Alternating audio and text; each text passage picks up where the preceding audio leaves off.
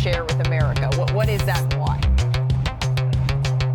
Well, I would give them a C, to be honest with you, because again, while other teams around the league, you're watching them because Oklahoma City has set the bar for us needing the youth. You're watching them and they've added Bradley Beal, who over the last 4 or 5 years had played over 60 games one time in his career. So he has an injury history. We know what Kawhi Leonard has. I'm a huge fan of Big Zubac. We know what he could bring to the table. But James Harden has a history also of folding like clean sheets when it comes down to the postseason. So again, I get it. You get Bradley Beal at a bargain on a 2-year, $11 million deal.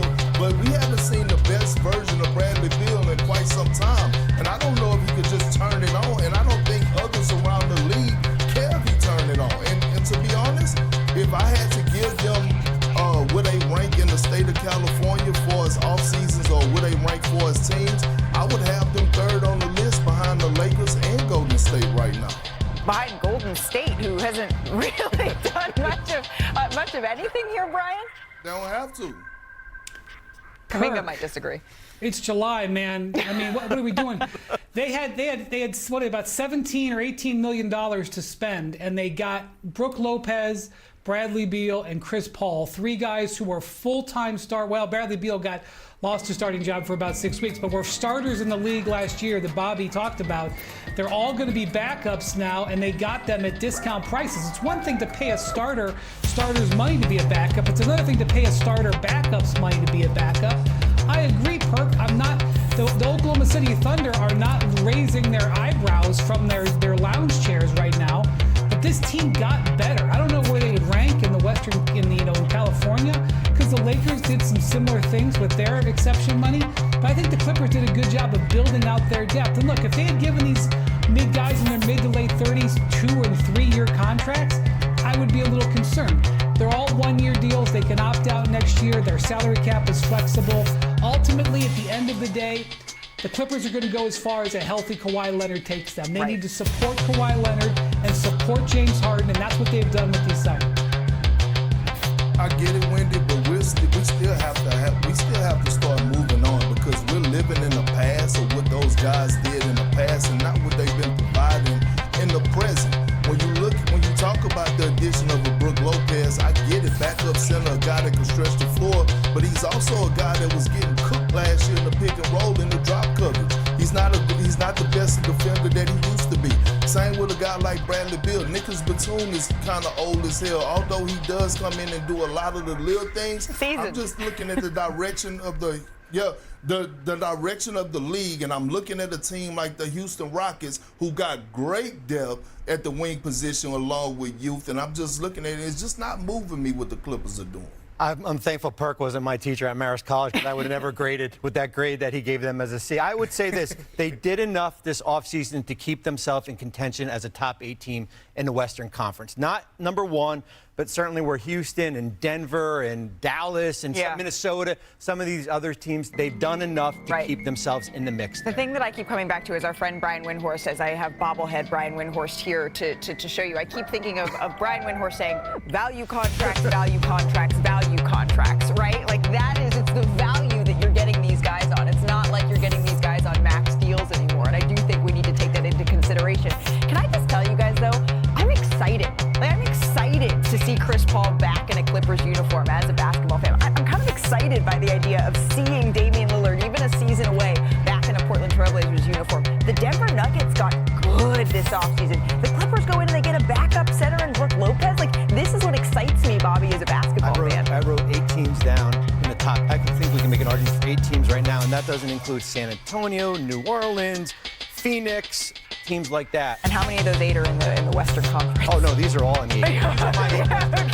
I was going to say the top teams, the Western Conference is formidable. Still to come on. After the Lakers, 3-time All-Defense first-team member Marcus Smart will don the purple and gold this season. Smart plans to sign a 2-year, $11 million deal with the Lakers after finalizing a buyout with the Washington Wizards. The 2022 Defensive Player of the Year chose Los Angeles over interest from the Suns and the Milwaukee Bucks here. Let's bring back our senior insider, Shams Charania. Shams, how did this deal come together? Marcus Marcus Smart wanted to be back in championship contention mode. His first 9 seasons in the NBA, the rival Boston Celtics, the rival of the Lakers, he made it to the playoffs, competed deep in multiple runs there for 9 consecutive seasons. Then he missed the playoffs. The last 2 years, I'm told he's been working hard on his body this offseason to return to the form in 2022 when he won the Defensive Player of the Year award. And so once he got permission from the Wizards to speak to the Lakers, Bucks, and Suns, his attention turned toward the Lakers. It was a close race. I'm told one thing that was instrumental in all this was Luka Doncic. He called Marcus Smart directly multiple times last week, told him how much he wants to play with him in Los Angeles. And so it was a close race. It came down to opportunity, some financial components involved in this as well, but they view Marcus Smart kind of as that Dorian Finney-Smith replacement, as the point of attack defender for J.J. Redick. And so you look at that right there. Marcus Smart joined Jake LaRavia and DeAndre Ayton as additions. And Luka Doncic played a role not only with Marcus Smart, but also with the signing of DeAndre Ayton. This team obviously has made some shifts this offseason. And that's a little bit of a different role for Luka. It's not that he hasn't been a leader around locker rooms in the past, but making those sorts of phone calls is not something I remember hearing as much of in previous seasons. That's really interesting insight, Shams. Thank you so very much. Shams mentioned it. It's been a little bit of a different role for Marcus Smart lately. He's played a combined 54 games the last 2 seasons. He's been under 50 games played in 3 of the last 5 seasons. As you can see right here, a steep departure from his time with the Boston Celtics. Perk, you know him well from your time with Boston, around Boston. How do you see him impacting this Los Angeles Lakers team? Oh, hell of a pickup for the Lakers. Look, the Lakers they haven't had a defender like Marcus Smart on the perimeter since Alex Caruso. And I understand, like, the last 2 seasons we haven't seen the best version of Marcus Smart, but let's keep it real. He's been playing for no reason. Now, when you get back to what Shams alluded to, being on that title team and playing for something at the age of 31, Marcus Smart is going to be the best version of himself. I had a point in my career before I was on legit title contenders, where a team where we lost 18 games in a row. And I walked into the arena, I walked into the practice facility, and I lived my life every single day knowing that we were going to get our ass kicked. But once the tables were turned and we made a trade for Kevin Garnett, we made a trade for Ray Allen, and we became legit title contenders, my mindset changed. And all of a sudden it got more professional off the court, but they got the best version of Kendrick Perkins on the court. We're going to see that with Marcus Smart in the Los Angeles Lakers. And we've certainly seen that from Marcus Smart in past years with the Boston Celtics. It's the last couple of seasons that have been a little bit of a drought. I got to say, I underestimated the amount of Boston Celtics fans that still pour so much into that Lakers-Celtics rivalry that say, hey, we don't want to, no, Marcus Smart, we're not going to root for him anymore now that he's with the Los Angeles Lakers. And it was partly, as Shams is reporting, Luka Doncic, who picked up the phone and said, Marcus, come here to Los Angeles. Brian, what do you make of that? Well, first off, I think you know what I'm going to say, Malika. Value. This is a key signing for value. They got him for the biannual exception. He took the buyout and is now coming at age 31 to play for the Lakers for less than his normal salary was going to be, with high motivation.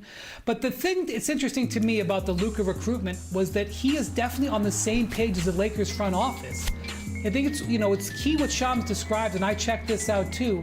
The phone calls. Look, I can send somebody a text and say, hey, it would be kind of cool for you to hang out with me next year, and put the phone down.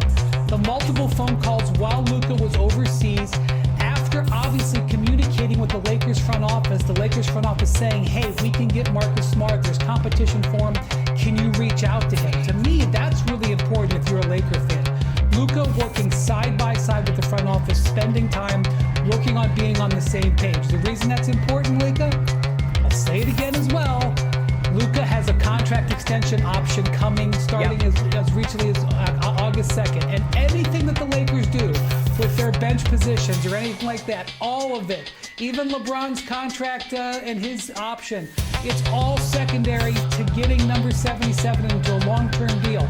And if he is working hand in hand with the front office on acquiring players and recruiting players, that's a very good sign about where he's looking at going forward. Whenever Wendy gets on the Wendy soapbox, I'm just gonna start having my little Wendy making Survey _ By the way, I'm going to try not to take any offense to the fact that you only text me when you want to hang out. I've never gotten multiple phone calls from you, Brian. I have gotten multiple phone calls from Bobby.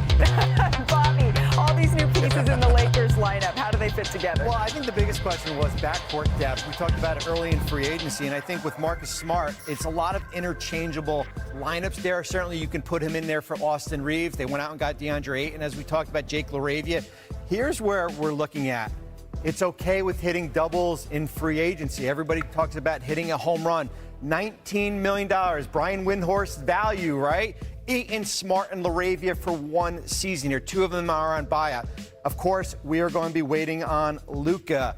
4 years, $222 million. And I know a lot of Laker fans hit me up last night and they said, can we go out and get a 15th player? You cannot right now because of where you are under the first apron. You're $1 million below. Jordan Goodwin, who was waived as part of this, you cannot sign him on a 2-way contract because he has 4 years of service.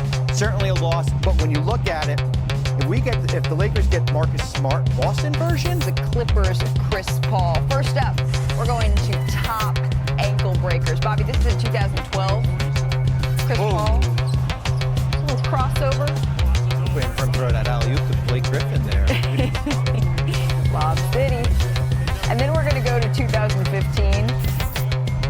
Crossing over 2 defenders. I bet you forgot he could do that. Dunk. Yeah, driving all the way in for the dunk.